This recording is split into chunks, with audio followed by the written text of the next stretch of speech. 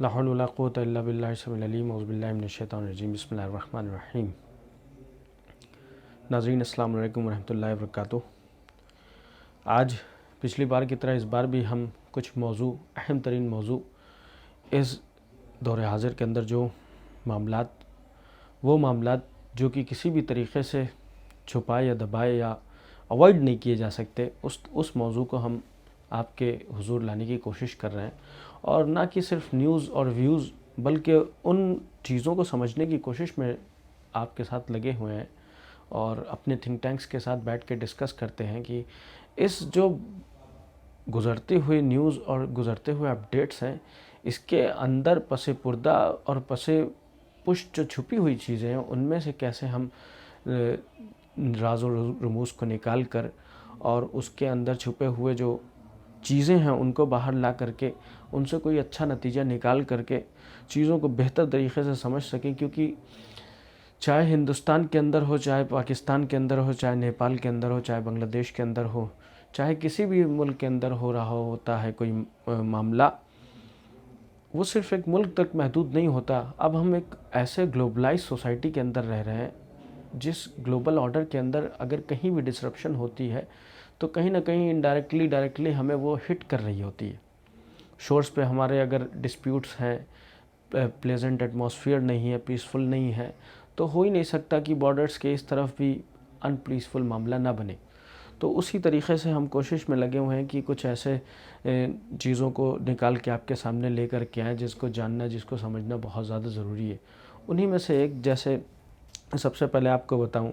कि जैसे अब जंग का आगाज़ हो ही चुका है, हर आदमी देख रहा है कि जंग जो है फिर एक पीस की तरफ जाती हुई जंग फिर से, क्योंकि पीसफुल हो ही नहीं सकती थी, क्योंकि किसी भी फैसला कुन नतीजे तक अगर कोई मामला मारकर ना पहुँचे तो वो एक बीच में अटका हुआ मामला था और दोनों ही तरफ से कोई दबने को तैयार नहीं, दोनों ही तरफ से कोई झुकने को अगर नहीं तैयार है तो वो मामला आगे खींचना ही खींचना है। तो उस ईरानियन डिस्प्यूट से और ईरानियन जंग से और ईरानियन मिसअंडरस्टैंडिंग से जो अमेरिकन ने पैदा की, उस वजह से सबसे पहला जो रिप्रकशन हुआ आपस में तो हुआ, उसके बाद जो सबसे बड़ा रिप्रकशन हुआ कि सऊदीज़ जो थे वो एक्चुअली इनसिक्योर फील करने लगे हौसीज़ से। क्योंकि ख़ामनाई साहब के शहादत के वक्त और उनकी तदफीन के वक्त पहला हवाई जहाज़ वहाँ से उड़ा, सना एयरपोर्ट से, और उड़ने के बाद वो तेहरान उतरा। अब वो इतना पीसफुल, पहली बार वो एयर जो ब्लॉकेड यमन की तरफ से लगा हुआ था, सऊदी की तरफ से लगा हुआ था, उस ब्लॉकेड को तोड़ता हुआ गया, जो कि दसियों साल से एक ऐसा खुद न्यूज़ थी जो लोगों की अटेंशन खींची। क्योंकि वो दबे कुचले हुए मज़लूम जो ह्यूमैनिटेरियन एड पे ज़िंदा हैं, वो लोगों को अब जिनकी फ़िज़ाओं को खुला हुआ महसूस होकर के वो आज़ाद महसूस करने लगे। लेकिन ये चीज़ सऊदी को कहीं ना कहीं आप देखें तो गौर करें कि तो उन्हें इनसिक्योरिटी या उनकी जो इससे पहले अब्दुल मलिक बदरुद्दीन अल हौसी से पहले जो गवर्नमेंट थी, जिसे कहते हैं आदिन में जो इस वक्त काम कर रही है, जो आदिन जो इलाक़ा है उसमें उस वक्त उन लोग ज़्यादा सरगर्म हैं। तो उस हुकूमत ने जो है यमन के ऊपर हमला किया, एयरपोर्ट को किसी तरह से डिसरप्ट करने की कोशिश की। लेकिन जो एयरपोर्ट था, एयरपोर्ट पे फ़्लाइट उतरी ईरानियंस, वो काफ़ी सेफ्टी के तौर पे उतर गई। और दूसरी तरफ ये देखें कि यमन ने भी किसी तरह से अपने आप को बैक डाउन नहीं किया और यमन ने भी उसका जवाबी हमला बहुत ही मतलब कैलकुलेटेड दिया, और इतना कैलकुलेटेड दिया कि जिससे बहुत ज़्यादा कोई जानी माली आभा एयरपोर्ट के ऊपर उन्होंने हमला किया। और ये डेवलपमेंट ऐसा था कि जिससे लोगों को ये लगने लगा कि कहीं सऊदी भी तो ईरानियन जंग के अंदर उतर नहीं रहा है। लेकिन सऊदी एक्चुअली जंग करने की पोजीशन में नहीं है। एक्चुअली सऊदी कोशिश ये कर रहा है कि अब्दुल मलिक बदरुद्दीन अल हौसी की पार्टी को किसी तरह से कंटेन किया जाए, उनको कुछ और भी ज़्यादा ओपनली फ़िज़ाओं में ईज़िली रोम अराउंड ना करने दिया जाए, घूमने ना दिया जाए। इस वजह से उनको रोकने की कोशिश में वो इस तरह के काम अंजाम दिए। दूसरा सबसे ज़्यादा इम्पॉर्टेंट इवेंट जो था वो कहीं ना कहीं आपके निगाहों से गुज़रा होगा, वो इवेंट था यूक्रेन और रशियन वॉर। 3 जुलाई का वो टाइम था जब रशिया ने एक ऐसा काउंटर स्ट्राइक अटैक किया, और इतना कैलकुलेटेड अटैक किया कॉन्स्टेंटिनोविस्का पे कि कॉन्स्टेंटिनोविस्का वो जगह थी जहाँ पे तकरीबन 14 साल से 80 फोर्टिफाइड यूनिट्स और तकरीबन 50 से ज़्यादा जो छोटे छोटे पेट्रोलिंग यूनिट्स वहाँ पे तैनात थे। और वो एक ऐसी स्ट्रैटेजिक लोकेशन थी यूक्रेन की कि वो किसी तरह से किसी पोजीशन में नहीं था कि उसे गिव अप करे। और अगर उसने उसे गिव अप कर दिया होता तो वो समझ लिए कि उस जगह से 3-4 शहरों का और रास्ता खुलता, कॉन्स्टेंटिनोविका के फॉल से और भी 3-4 शहर खुल जाता। और ख़ुद बज़ाते ख़ुद कॉन्स्टेंटिनोविका जो शहर है वो अपने आप पे एक इंडस्ट्रियल हब है, ट्रांसपोर्टेशन हब है। अब उन्हें स्ट्रैटेजिक जो बेनिफिट रशिया को मिलेगा कि लॉजिस्टिकल सपोर्ट सबसे पहले मिलेगा, और जो उनके वॉर में टेक्निकल असिस्टेंस की ज़रूरत होगी वो वहीं से अब कॉन्स्टेंटिनोविका से पूरी हो जाएगी। तो रशिया ने खुद कहा, ये माना कि कॉन्स्टेंटिनोविका वो किला है जिसके फ़तह होने से आप समझ लिए पूरा डोंबास का इलाका फ़तह हो जाएगा। तो ये जंग जो है वो आपका दोनेस्क, लुहांस्क और डोंबास से होती होती कहाँ तक पहुँचती जा रही है अब तो कीव, ओडेसा, इन सारे जगहों पे घुस घुस के रशियंस जो हैं वो डीप इनसाइड टेरिटरीज़ में अटैक कर रहे हैं। और बहुत ही अपर हैंड है इस वजह से क्योंकि डोनाल्ड ट्रंप अब वो समझ गए कि एक ऐसा क्वेगमार है जिस क्वेगमार से वो बाहर नहीं निकल पाएंगे। और जब किसी को ये फील हो जाता है कि ये यूज़लेस है इस जगह पे पैसा देना, तो रशिया कि किसी खौफ से नहीं, वो खुद जान रहे थे कि ये ऐसा क्वेगमार है जहाँ से वो उस दलदल से वो बाहर नहीं आएंगे। और ना आने की बिना पर भी जैसे आप ये देखें कि उन्होंने इवन कि आप रिटेलिटरी अगर अटैक यूक्रेन का देखें तो यूक्रेन ने उन जगहों पे हमला करने की कोशिश की रशिया की। 4 जुलाई को रिटेलिटरी अटैक फ़ौरन यूक्रेन ने किया, जो कि आपके oil fields, oil installation, logistics plus Crimea के जो एयर स्टेशंस हैं उनको उड़ाया। और कोशिश जो है ज़ेलेंस्की की, ये ज़ेलेंस्की रिजीम की और यूक्रेन की सबसे ज़्यादा ये थी कि हम उन चीज़ों पे हिट करें। जैसे इस वक्त रशिया को फॉल करने के लिए यूरोप और अमेरिका ने सबसे पहले स्ट्रैटेजी ये लगाई कि इनका रूबल को फॉल कर दो, इनकी इकनॉमी को कोलैप्स कर दो। जब इकनॉमी में फ़्लो ऑफ फॉरेन एक्सचेंज और डॉलर्स नहीं आएंगे तो वो अपने आप फॉल कर जाएगा। लेकिन हुआ इसका बरक्स। और रशिया के अंदर अगर आप देखें तो उन्होंने अपनी इकनॉमी को ऐसे चैनलाइज कर रखा था, इस लेवल पे वो अपनी इकनॉमी को लेकर के चल रहे थे क्योंकि इकनॉमिकल कोलैप्स नहीं हुआ। मैं खुद मॉस्को विज़िट किया, मैंने देखा तो मुझे कुछ ज़्यादा ऐसा एहसास नहीं हुआ कि ये मुल्क किसी जंग से गुज़र रहा है। और इसी चीज़ का फ़ायदा पुतिन को मिलता रहा। और जब ये स्ट्रेट ऑफ हॉर्मज़ का क्लोज़ होना था तो रशियन ऑयल, जब स्ट्रेट ऑफ हॉर्मज़ से जो 22% ऑयल और नेचुरल गैस और फर्टिलाइज़र्स एक्सपोर्ट हो रहे थे यहाँ से स्विफ्टली वेसल के थ्रू, वो रुकने का मतलब यह है कि एक अजीम लेवल पे डिमांड्स का फ़्लो, और रशियन ऑयल फ्लोट होता गया और यूएस डॉलर को कैरी करता हुआ, और अच्छे खासे फॉरेन एक्सचेंज और फॉरेन रेमिटेंस और फॉरेन अर्निंग्स को उन्होंने ग्रैप्स किया और अर्न किया। और इसी वजह से 4 जुलाई को जो यूक्रेनियन रिजीम ने उनके ऊपर हमला किया वो वजह ही यही थी कि ये किसी तरह से इस चीज़ को डोमिनेट करके किसी तरह से ऑयल फील्ड्स को या किसी की तरह से जो वेसल्स जा रहे लॉजिस्टिकल हेल्प को उन तरह की किसी चीज़ को वो डिस्ट्रॉय करें। प्लस क्रीमिया में जो उनका जो एयर स्टेशंस हैं उनको उड़ाने करेगी ताकि रिकॉनेसेंस कम से कम हो सके और इन लोगों को बहुत ज़्यादा हिट हो सके। लेकिन ये है कि पूरी एड़ी चोटी का ज़ोर यूरोप का लगाने के बाद और अमेरिका का मैक्सिमम लेवल पे pressure plus Raytheon, Lockheed Martin, heat, Boeing, इस तरह के बड़े बड़े जो डिफेंस इक्विपमेंट्स पैदा करने वाले, डिफेंस पे काम करने वाले बड़े बड़े कंपनी एक तरफ हो गई, लेकिन रशियंस का रेजिस्टेंस और रशियन की पूरी ताकत एक तरफ और उसे गिरा ना सके। ये एक ऐसा इवेंट था जिससे ख़ुद ये लोग बहुत ज़्यादा मुतासर हुए कि पूरी दुनिया एक तरफ और रशिया एक तरफ। लेकिन अब रशिया और ज़्यादा एडवांस ही अगर पोजीशन में देखिए, जंग को कैसे हमें एनालाइज़ करना चाहिए, जंग को ऐसा एनालाइज़ करना चाहिए कि भाई जो एडवांस करता जा रहा है वही जीत रहा है, जो पीछे हट रहा है वो हार रहा है। तो आप ये 2-3 साल से देखिए कि Russia is kept on advancing, Russia advancing की मोड में है। वो पहले ज़पोरोजिया की तरफ से आता है, फिर कॉन्स्टेंटिनोविका जीतता है, फिर इधर खार्किव में लड़ाई हुई, फिर बहुत सारे इलाक़ों को जीतने के बाद करिया करिया रोड रोड और बहुत बड़े बड़े वास्ट लैंड्स को कवर करता हुआ वो कॉन्स्टेंटिनोस्का के ऊपर भी अपनी जीत 3 जुलाई को दर्ज करता है। और ये तो रहा रशियन अपडेट। और इसी में थोड़ा सा जुलाई के अंदर एक रिपोर्ट हमारे पास अलेक्जेंडर दुगिन की भी आई। अलेक्जेंडर दुगिन को कौन नहीं जानता। अलेक्जेंडर दुगिन को कहते हैं he is the brain of Vladimir Putin. अब अगर कोई ये कहला रहा है कि is the brain of Vladimir Putin, तो इसका मतलब उसे भी हम कहीं ना कहीं मिस नहीं कर सकते। 3 प्रॉपर इवेंट्स पे उन्होंने बोला। सबसे पहले तो इन्होंने 3 जुलाई को जब बोला, 4 जुलाई को एक्चुअली जब इन्होंने देखा कि यूक्रेनियन का जो एक अजीबो गरीब हमला जिसमें इंसानी जानें भी गईं, सिविलियंस की भी कैजुअल्टी हुई, तो उस पर उन्होंने कहा कि अगर आप रशियंस को मारने पर तुले हो तो ये जान लो कि हम वो दुनिया ही बर्दाश्त नहीं करेंगे जहाँ पे रशियन वजूद ना हो। अगर हम ऐसी दुनिया की को टॉलरेट नहीं कर सकते। दूसरा पॉइंट उन्होंने आर्मेनिया की तरफ मेंशन करते हुए कहा कि आर्मेनियन से हमारी ये गुजारिश है कि यूरेशियन यूनियन की तरफ वो रुजू करें,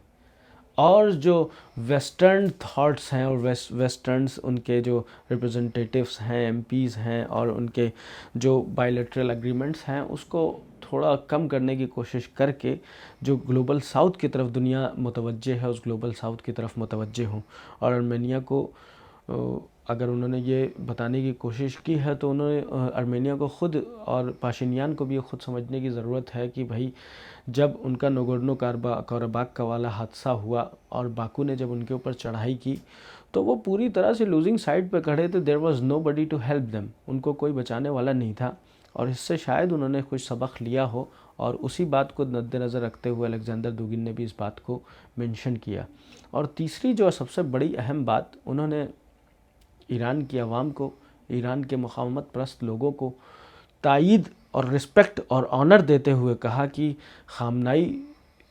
ये दुनिया ना सोचे कि ख़ामनाई अगर चले गए तो वो किसी कदर अब कोई मतलब हैबत नहीं रखते, वजूद नहीं रखते। ख़ामनाई जितना ख़तरनाक ज़िंदा था उतना ख़तरनाक शहीद ख़ामनाई है, ये जुमला उन्होंने कहा। कि और उन्होंने कहा कि ईरानी जो हैं वो इस वक्त बहुत होली और बहुत मजहबी जंग लड़ रहे हैं। ये मैं नहीं कह रहा हूँ, ये अलेक्जेंडर दुगिन अपनी बातों में रिकॉर्ड में दे रहे हैं और काफ़ी ओपनली रिकॉर्ड है, anybody can search on Google. और आप ये देखें कि उन्होंने कहा कि ईरान एक होली वॉर कर रहा है और he is fighting with the satanic power. लफ्ज़ बलफ्ज़ मैं बता रहा हूँ आपको कि किस कदर जो रशियंस व्यूज़ है दुनिया को लेकर के, ख़ास तौर पे मिडिल ईस्ट को लेकर के, ख़ास तौर पे ईरान को लेकर के, वो बड़ा मुनफरिद है। और इसी वजह से कहीं ना कहीं ईरान और रशिया को वो एक म्यूचुअल थॉट्स जो होता है, वो इंटरेस्ट तो होते ही हैं, खैर इंटरेस्ट के बिना कोई किसी से के साथ नहीं बैठता, लेकिन इंटरेस्ट के बाद जब फ़िक्री तौर पे दो लोग अलाइन होते हैं तो उनका अलाइनमेंट और स्ट्रॉन्ग हो जाता है और स्ट्रेंथन होता है और स्टेट फास्ट होता है। अब आइए, जो मैं जिस बुनियादी चीज़ को मैं बताने के लिए आज आपके हुजूर में हाज़िर हुआ हूँ, वो बुनियादी वजह ये थी कि देखिए ईरान जो है इस वक्त आपने देखा कि एग्रीमेंट टूटा और अगल बगल से जंग शुरू हो गई। उन्होंने इतना मारा, उन्होंने इतना मारा, ये सब तो बहुत कैलकुलेटेड अटैक। अगर आप खुद अमेरिकन अटैक को देखें, और अमेरिकन अटैक कोई बहुत ही मतलब एग्रेसिव लेवल पे नहीं, टोटली कैलकुलेटेड अटैक्स अगर आप देखें तो अमेरिका कर रहा है इस वक्त ईरान के ऊपर। सारे जो 90 to 100+ अटैक्स हैं वो आप अगर गौर से देखें तो वो सिर्फ स्ट्रेट ऑफ हरमुज़ के किनारे हैं। स्ट्रेट ऑफ हरमुज़ के बाहर नहीं है, कहीं बंदर अब्बास पे है, कहीं चाबहार पोर्ट के ऊपर है। तो इस तरह के कैलकुलेटेड कोई भी एस्केलेटरी लैडर को और ज़्यादा चढ़ने की कोशिश नहीं कर रहा है, because both of the parties very well know कि what price they are going to pay. तो जो एकदम सख्त प्राइस है जिसको पे करना पड़ेगा, वो उस चीज़ के लिए कोई भी पे करने के लिए रेडी नहीं है। इस वजह से ये कैलकुलेटेड चल रही है अभी भी हमांगी। लेकिन इसको ये समझने की कोशिश करें कि ये जो है वक्त, ये ईरानियन जीत का वक्त नहीं है। ईरानियन जीत का जो एक्चुअली मामला है वो ईरान की जंग से पहले ही हो गया था। अब आप ज़रा गौर करें कि ये ईरानियन जंग से पहले ही ईरानियन के जीत का नक्कारा कैसे पिट गया। वो वक्त था 7 अक्टूबर, जब यहिया सिनवर जैसे बंदे ने जब एक अज़्म लिया कि अब हम सिर्फ़ और सिर्फ ज़बानी और प्रोटेस्ट की हद तक अपने बात को नहीं रखेंगे, अब हमें एग्रेसिवली जा कर के 7 अक्टूबर करना है। तो 7 अक्टूबर का वो एक अटैक जिसने दुनिया को ये बताया कि पैलेस्टीनियन मूवमेंट कोई कॉज भी है, पैलेस्टीनियन ऑपरेशन भी है, कुछ अपार्थाइड स्टेट भी है, उसमें ऑपरेशन है, उसमें डेली लेवल पे जुल्म और जारहियत है, और उस जारहियत को सब्र करते करते जब रेजिस्टेंस मूवमेंट ने इसराइल के ऊपर अटैक किया तो ये पूरा आलिमाना मुद्दा बन गया। और ये आलिमाना मुद्दा आप यकीन करें कि वहाँ तक अगर दब जाता, अगर इसराइल, क्योंकि इसराइल पूरी तरह से बौखला गया इस अटैक के बाद, उसने सारी हदें तोड़ दी इंसानियत की, और पूरी दुनिया ने देखा कि कैसे 1.5 लाख से ज़्यादा लोग मर गए, जहाँ बहक हो गए, और उससे ज़्यादा लोग इस चीज़ में घायल और काफ़ी ज़्यादा परेशान हुए। कितने लोग बेघर हो गए, ज़मीन कितने लोग, क्या पूरी एक पूरी आप कहिए एक पूरे कल्चर, एक पूरा फरहंग, एक पूरी सिविलाइजेशन ही जो है वो पूरी तरह से ज़मींदोज़ हो गई। और इसमें जो ईरानियन एंगल है, समझने की कोशिश ये करिए कि अगर मुकावमत, जिसे रेजिस्टेंस की धुरी कहते हैं, जिसे रेजिस्टेंस ऑफ ईरान और ईरानियन एक्सिस कहते हैं, उस एक्सिस ने कितना बढ़ चढ़ के फ़िलिस्तीन का साथ दिया। ये मामूली बात नहीं थी कि जब जिनके पास अरबों खरबों और ट्रिलियन डॉलर की इकनॉमी है, they were kept silent. You have seen how Turkey was silent, how Gulf states were silent, how whole Asia was silent. You can see there are so many states, जो इतने सारे states हैं, जैसे Indonesia हो गया, Malaysia हो गया, कितने बड़े बड़े मुसलमान आबादियाँ होने के बावजूद पाकिस्तान जैसा मुल्क अल्फाज के तौर पे ये बड़ी बड़ी बातें हैं, इसराइल को ये करना चाहिए, वो करना चाहिए, लेकिन मुकावमत की हद तक कोई नहीं किया। और ये मुकावमत ईरान के एक्सेस ने जो चढ़ाई, जो जानों का नजराना हिजबुल्लाह के हसन नसरुल्लाह जैसे अजीम लीडर और हश्तशाबी के कई अजीम लीडर, प्लस IRGC के कई अजीम लीडर, इनका खून ऐसा रंग लाया, जिसने ऐसी उमंग दी कि अब आप समझ लीजिए नवंबर का वो टाइम आया, और नवंबर में जब ज़ोहरान ममदानी 34 साल की उम्र का आदमी खड़ा हुआ, हिंदुस्तानी मूल का आदमी, जिसके रगों के अंदर हिंदुस्तानी खून दौड़ रहा है, वो आदमी अपने हिंदुस्तानी कल्चरल लेवल पे लोगों को मोबिलाइज ना करते हुए उसने रशियन ज्यूज़, जो कि मतलब आप देखें न्यूयॉर्क जो है वो सेकंड पॉपुलेशन, सबसे ज़्यादा पॉपुलेशन है यहूदियों की तेल अवीव के बाद, उस जगह पे जहाँ पे यहूदी सबसे ज़्यादा असरअंदाज है, न्यूयॉर्क को न्यूयॉर्क भी कहते हैं, उस जगह पर ऐसा माहौल ज़ोहरान ममदानी ने बनाया, ना कि सिर्फ और सिर्फ सस्ते घरों को प्रोवाइड करना, सस्ते फ्री बसेस को प्रोवाइड करना, हेल्थ केयर सिस्टम को फ्री करना, ये सब तो बुनियादी चीज़ें थी। जबकि उसके बावजूद उसने बेंजामिन नेतन्याहू को प्रेस कॉन्फ्रेंस में कहा कि ये मर्डर है और ये जेनोसाइड कर रहा है। इतना कहने के बावजूद भी उसे मतलब अमेरिकन ज्यूज़ ने न्यूयॉर्क के अंदर सपोर्ट किया, और ऐसा सपोर्ट किया कि कांग्रेशनल प्रीमियर जब उसके बाद हुआ तो 3 कैंडिडेट ज़ोहरान ममदानी ने अपने खड़े किए, और 3 कैंडिडेट ने डेमोक्रेटिक, पहले तो ज़ोहरान ममदानी ने जॉन कोमो को हराया ही हराया, और उसके बाद जो इनके 3 कांग्रेशनल प्रीमियर के अंदर 3 कैंडिडेट खड़े हुए, उन्होंने डेमोक्रेटिक रिप्रेजेंटेटिव को ऐसा क्लीन स्वीप हराया, इतनी बेहतरीन विक्ट्री दी कि ज़ोहरान ममदानी ख़ुद तो जीता ही जीता, और पूरा CNN और फॉक्स न्यूज़ के अंदर उसका नाम एज ए किंग मेकर आ गया।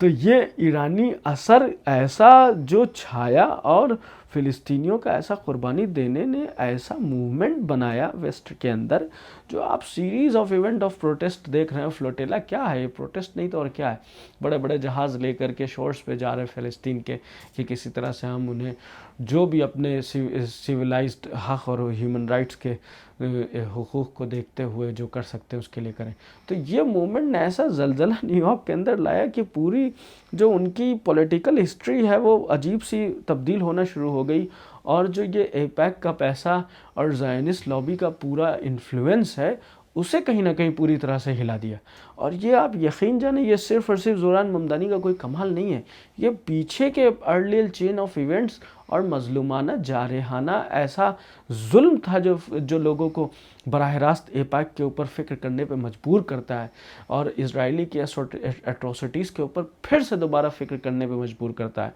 आप यकीन जानें, एट्रोसिटीज़ मामूली एट्रोसिटीज़ नहीं थी, ये इस लेवल की एट्रोसिटीज़ थी कि आप देखें कि फ्रेंचेस्का अल्बाना जो कि यूनाइटेड नेशन ने ह्यूमन राइट्स रिप्रेजेंटेटिव बना करके मिडिल ईस्ट में बेचा। स्पेसिफिकली जब इसराइल की रिपोर्ट वो लिख रही थी तो इसराइल की रिपोर्ट में लिखा उन्होंने कि जुल्म और जारहाना बर्बरियत की इसराइल ने उस लेवल पे हद ख़त्म कर दी कि उन्होंने औरतों के साथ गलत हरकतें की। इवन की रॉड तक का इस्तेमाल हुआ, चाकुओं से उनके बदन को गोदा गया और इवन जब उन्होंने इस बर्बरियत के इंतकामाना जुर्म के बाद भी वो उन्हें सब्र नहीं आया, उनके कपड़ों को बरहना करके उन औरतों के कपड़ों को पहनते हैं, पहनने के बाद उसमें रस्क करते हैं, नाचते हैं, गाते हैं। ये कैसी इंसानियत है जिसके अंदर मतलब इस लेवल का बर्बरियत, इस लेवल के कसील क़ल्ब जिगर, जिनके अंदर इंसानियत का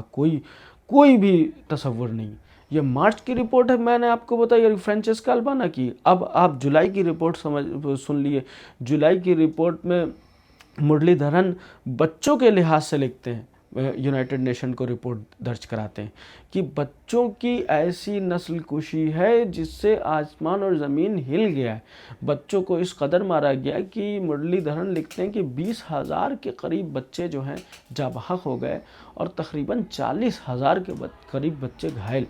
अब आप समझ लीजिए कि उनकी रिपोर्ट के अकॉर्डिंग 30% से ज़्यादा बच्चे जो हैं वो जाबहक हो गए और 30% से ज़्यादा लोग जो कुल मरे हैं उनमें 30% बच्चे।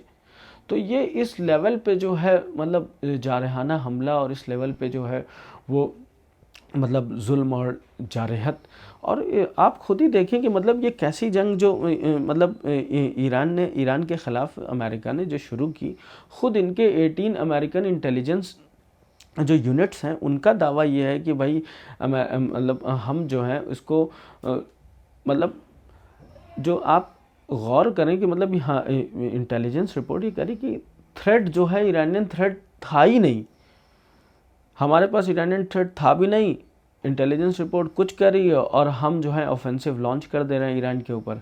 दूसरी रिपोर्ट ये कह रही कि कोई हमारे पास डिटेल ऐसा पुख्ता सबूत नहीं कि ये अमेरिकन इंटेलिजेंस की तरफ से कि ईरान कोई न्यूक्लियर पावर बनने जा रहा है या न्यूक्लियर बॉम्ब बना रहा है। और मतलब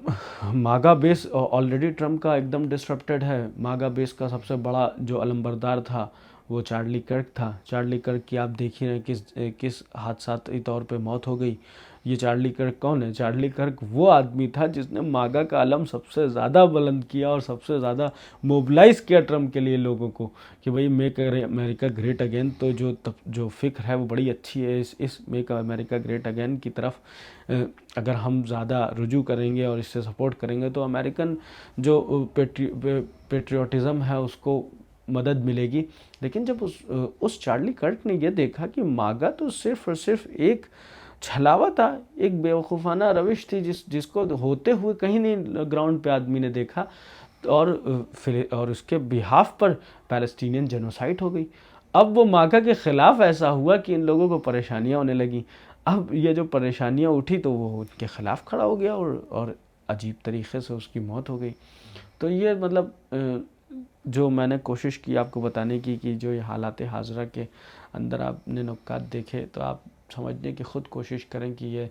जो माशरा है, ये जो सोसाइटी है और ये जो इवेंट्स, जो चेन ऑफ इवेंट्स इतने फास्ट हो रहे हैं कि उसमें अगर एक भी चेन ऑफ इवेंट छूट जाता है तो समझ में नहीं आता कि भाई क्या हो रहा है, कैसे हो रहा है, क्यों हो रहा है, क्या अवामिल कार इसमें पीछे हैं। तो मेरे जितने भी इस वक्त दिमाग के अंदर जो भी मेंशन चीज़ें अभी रिसेंटली हुई इस वीक वो मैंने आपसे शेयर की। और इसी तरह से कोशिश करें कि हमें ज़्यादा से ज़्यादा सपोर्ट करें।